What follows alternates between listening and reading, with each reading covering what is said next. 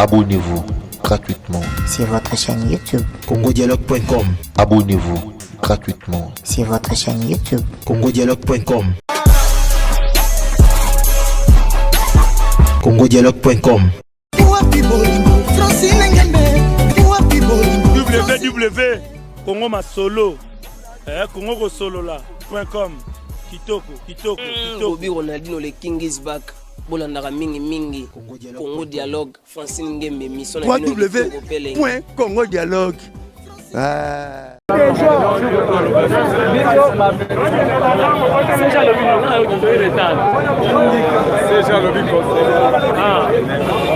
Allez-y,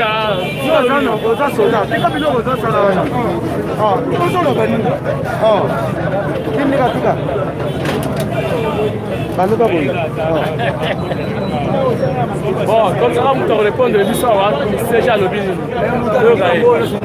Nous sommes obligés de respecter la hiérarchie. Parce que nous avons un ndaku, nous avons un libanda, nous avons un facilité. Moi, un ndaku, nous sommes là, papa, maman, si papa le dit, mon fils, mets-toi ici, nous sommes obligés de exécuter au papa le dit. Le secrétaire général le dit, nous avons la vigilance, la badon le muscle. Batini, batini, awa. Le secrétaire général qui gère le parti au quotidien à la vigilance, Azo Solola, n'a pas candidat à la jeunesse, n'a pas candidat à la fédération, n'a pas candidat à la Ligue des femmes. Pour nous faire comprendre que ma union se sert mis pour la destitution de Chama Kabuna Kabuna. Sur la Silici, à Komata, il y a pas mon tata Mkonzeko, le Félix Antoine Tshisekedi, pour essayer de moi la IDPS, bien que compatibilité à constituer permettre à la IDPS, mais biso toujours démériter parce que Jésus-Christ a dit dans le connaître déjà na Jacques. C'est que Malobon a pour synthétiser, secrétaire général a essayé na biso dans la vigilance parce que dans le ministre va aller bela. Patron se va y avoir ça va IDPS, va la Muga va aller, va FCC va aller. Bazo lukandenge nini pour déstabilisation et si la rosoma na kati ya parti na biso cher ya compte de Tshisekedi. Ngo wale za maluba moko synthèse oyo le secrétaire qui gère le parti au quotidien ainsi que biso. OK. C'est déjà les Mbisi Batou Tony. Bon, ezali dès que c'est déjà les Mbisi Batou. Avant c'est déjà yanga na ki mutaliboso na bimaki awa. D'ailleurs bato balinga batia bapina ngam na eko yebisa bango balongola bapine wana parce que ezali ko kanana esprit ya IDPS. Donc on a voulu juste faire voir aux gens que nous sommes un parti démocratique. Ce qui s'est fait là-bas, bien qu'il y a eu la corruption, mais ça a pris la forme. Il y a démocratie parce qu'il y a la majorité parlementaire. Eux, ils qui n'a pas sur la FCC. Mais c'est que nous pouvons déplorer là-dedans, ils allaient juste la trahison, n'est-ce pas? Il y a d'autres tout ça là-bas, on a quatre la coalition. Parce qu'en réalité, Bango Bakoka qui jamais démettre Jean-Marc Kabunda sans que Bisso autorisé la coalition autorisé Bango. Mais Bango Baké Basali n'a pas Bango parce qu'ils ont estimé que Jean-Marc Kabunda il est resté incorruptible. Il n'a pas cédé, il a défendu le pays, il a défendu les présidents de la République. Voilà, Makamoyo et ça là qui que Bangoba Longola Jean-Marc Kabunda. Réaction, il y a combattants. Ce n'est que normal, mais ici Bango pas à la calme. Est-ce que la population congolaise peut continuer toujours à compter sur cette coalition FCC? Non, écoutez, nous l'avons toujours dit depuis longtemps que c'était une coalition de fait. Déjà, au départ, la population ou le peuple avait beaucoup plus voté les députés du FCC et à l'intérieur on ne pouvait que se retrouver avec une minorité et le FCC qui avait la majorité. Mais là-dedans ne se joue pas un jeu franc. Nos amis ne veulent pas ce que le président Antoine Tshisekedi réussisse facilement à son mandat. C'est pourquoi ils sont en train de mettre de couacs partout pour que le président n'avance pas. Mais nous disons seulement à la population de rester confiante et fidèle au président Félix Antoine Tshisekedi et aussi à l'UDPS. D'autres criaient que Jean-Marc Kabunda a été acheté par les membres de l'FCC, mais aujourd'hui tout le monde a compris que Jean-Marc Kabunda n'a pas été acheté. Au contraire, il est resté aux côtés de la population parce qu'il n'avait pas voulu que les 7 millions puissent y aller seulement bizarrement comme ça dans un congrès qui n'était pas légal et que le député puisse en bénéficier. Les députés plutôt se sont concertés, se sont ligués contre Jean-Marc Kabunda parce qu'il leur avait empêché de bénéficier, n'est-ce pas, à ces 7 millions divisés par le nombre de députés et de sénateurs. Est-ce que la procédure a été respectée selon vous? Non, moi je dirais que la procédure d'abord de la motion ça a été respectée, mais du moins il y a eu certains éléments qui pouvaient remettre en cause cette pétition. Il y a d'autres personnes qui ont nié leur signature, c'est-à-dire il y a eu la fraude, il y a eu plutôt les fraudes, il y a eu aussi, je dirais quelque part, usage des fonds qui avaient été utilisés.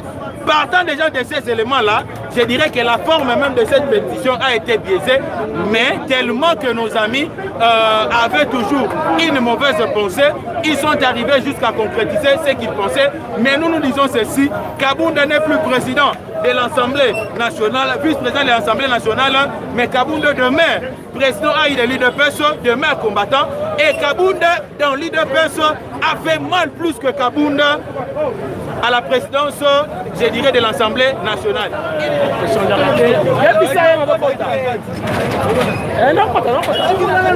Makambo epele omoni eloko bato na basali bamususu bazoloba o chef de l'état ayebi yango te makambo Jean-Marc chef de l'état ayebi yango te bazo ba provoquer nde biso nazo yebisa ki ba provoquer biso mais yeba après quelque temps nde omona makambo tozo sala nazo sala nde réunion c'était général aye awa viva viva viva viva na place oyo ayebisaki bino ke Kabunda atekama deja na FCC eza boye te esi bato wana balobaki ya solo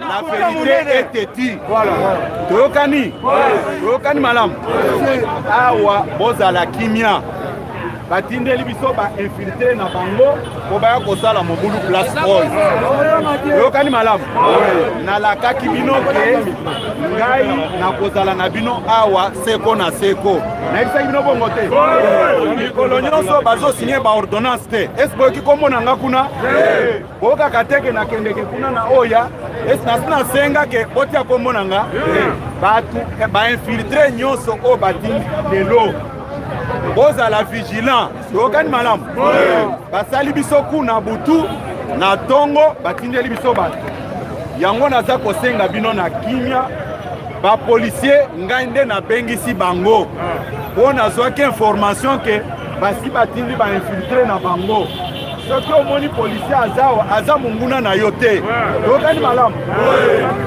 président de la république nde commandant suprême ya force armée na ya la police bapolisier oyo baza bapolisier ya faci beton na mokonzi ya mboka maboko makasi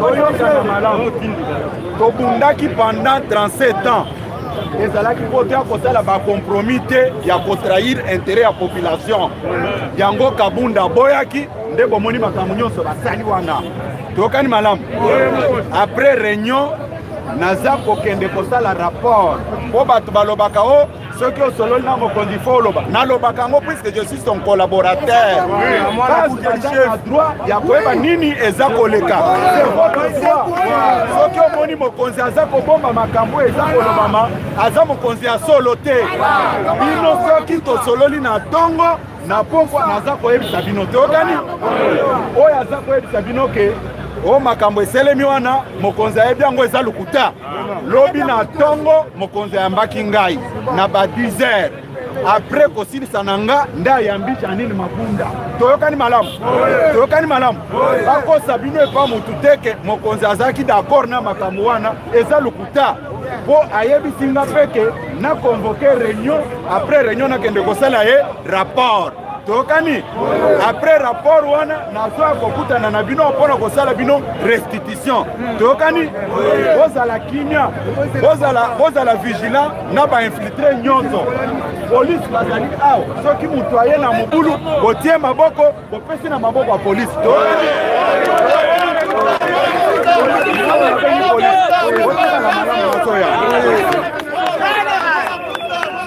Qu'est-ce qui se passe aujourd'hui à l'UDPS? Ok, l'UDPS va se prononcer dans quelques heures. Pour le moment, tozali kotalela bato esprit ya mabe, bato ya motema lukunya, bato balingi tembo kebonga, bato FCC, MLC na kati ya hémicycle aza na moins de 10 députés. akoki ko destituer Jean-Marc Aboun te. Jean-Marc Aboun a été destitué par Batuya FCC sous ordre ya Kabila. Comme ezali sur ordre ya Kabila, biso beto kolekisa bango ke ndeko babengi Jean-Marc Aboun lobby azali capable ya kozonga na kati ya nani na ye. Comment? Dans quel sens? Miracle Soki lelo ndeko babengi Jean-Jacques Mamba Kwei bakangi ye. Nous allons saisir le cours de cassation pour revenir dans notre droit. Pas poste il y a vice-premier président, il y a assemblée et zali du droit réservé na cash. Or cash pas au poste il a fallu Bayo Kanana FCC. FCC a démontré ses limites. Comme FCC a démontré ses limites, nous demandons à chef de l'État à une décision le plus tôt c'est mieux. Parce que sinon l'UDPS va dire son dernier mot. Et ceux qui disent le dernier mot, personne ne pourra nous calmer. Aujourd'hui, c'est le dernier jour. On ne va pas tolérer encore une bêtise. Il faut que tout le monde sache que le chef de l'État a fait preuve d'une maturité politique. Il a rassemblé tout le monde. Il a laissé chacun agir de sa façon. Comme Bango Balingité, nous allons dire notre dernier mot. Le plus tôt serait le mien. Le chef de l'État doit dissoudre le Parlement. Lobby le 27, Jean-Jacques Mamba doit être arrêté.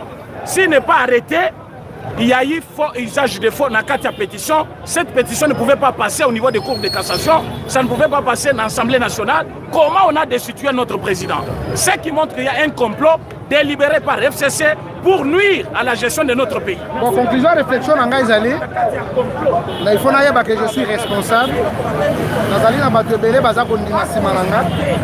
Je dois voir l'essentiel et je dois appliquer les coups à la place qu'il faut. L'adversaire passe. Donc ça ne sert à rien que je sois épidermique pour l'instant. Je dois réfléchir profondément et que je donne une solution et surtout un coup approprié par rapport à la grandeur de la provocation. Et puis ça y est, ma réflexion. Vous savez, dans un état de droit, un principe est allé. Dans une alliance, il y a aussi des principes qu'il faut respecter. Mais malheureusement, nous avons eu la malchance d'être en coalition avec un partenaire hypocrite qui croit et qui ici sur la chaise sur laquelle nous sommes assis.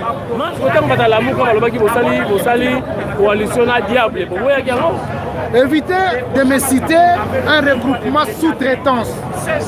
Et la sous-traitance à FCC. L'UDPS reste l'UDPS. L'acte posé hier, ça a démontré à suffisance que Tshisekedi a formé ses dignes enfants. Vaut mieux mourir tête haute que mourir une tête courbée. Et c'est ce qui a été fait. Par la traîtrise ou par la méfiance de ceux avec qui on a composé pour répondre positivement aux aspirations de notre peuple, mais malheureusement incapable d'accompagner la vision de Tshisekedi.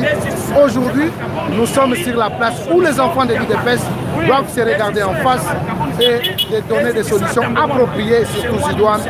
Nous, on n'est pas là pour plairer. Nous sommes là pour apporter la solution à notre peuple. Celui qui gère ne plaire pas. Celui qui gère s'assume. Et je crois qu'aujourd'hui, l'UDPS doit s'assumer parce que Ndekonanga, ce n'est plus un secret pour personne. En 2023, nous serons devant la population congolaise. Si nous allons accepter l'humiliation, aujourd'hui, c'est à l'UDPS de le décider. Si nous allons accepter d'être d'accord avec la volonté du peuple, c'est aujourd'hui le temps de le décider.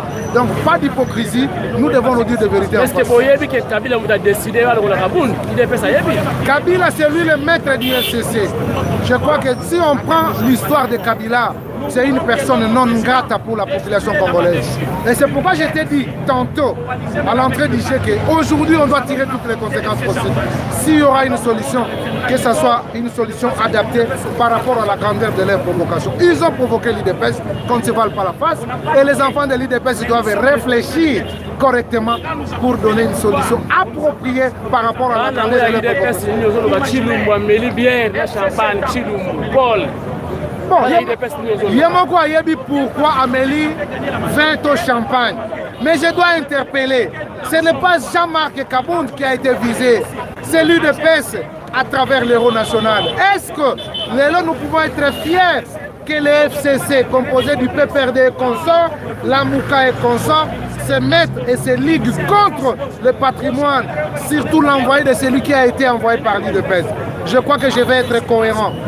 Je ne voudrais jamais marcher ou dormir debout, là où je peux dormir sur mon laurier, et accepter l'humiliation que nous avons vécue hier, je crois que tout le monde doit tirer toutes les conséquences. Et ça, la bateau va mêler champagne parce qu'ils veulent être des sous-traitants du FCC, mais c'est qui veulent se mettre toujours debout tout en répondant aux aspirations du peuple congolais et en respectant la ligne droite de Etienne Tshisekedi. Aujourd'hui, nous allons nous en définir. Président, donc c'est la score ligne après Marcel Bokotia. N'anticipez pas parce que nous allons réfléchir maintenant et après je crois que j'aurai une langue. Nous sommes là comme les gardiens de la République, pourquoi pas les gardiens de ce régime qui a été incarné par celui que nous appelons les réels enfants politiques et surtout le modèle politique de l'Afrique et du Congo en particulier qui est Etienne Tshisekedi.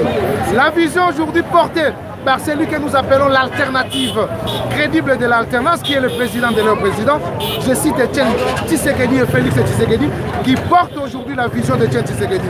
Quoi qu'il en soit, quoi qu'il en coûte, on marchera toujours la tête très haute, tout en se référant de ce modèle de l'Afrique qui est Etienne Tshisekedi Wamulu. Abonnez-vous gratuitement sur votre chaîne YouTube. congodialogue.com.